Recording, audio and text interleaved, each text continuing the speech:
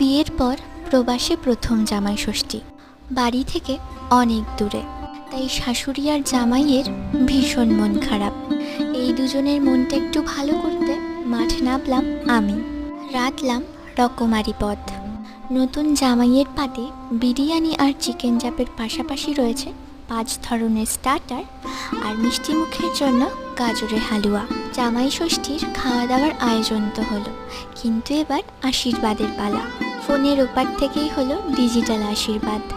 তবে মায়ের মতে প্রথম বছরের ষষ্ঠীটা না হয় এভাবেই পার হলো, কিন্তু এবার থেকে যখনই জামাই বাড়ি যাবে তখনই হবে জামাই ষষ্ঠী। এইবার নতুন জামাইয়ের সাথে সাথে আমার একটু খাবারগুলো চেখে দেখার পালা।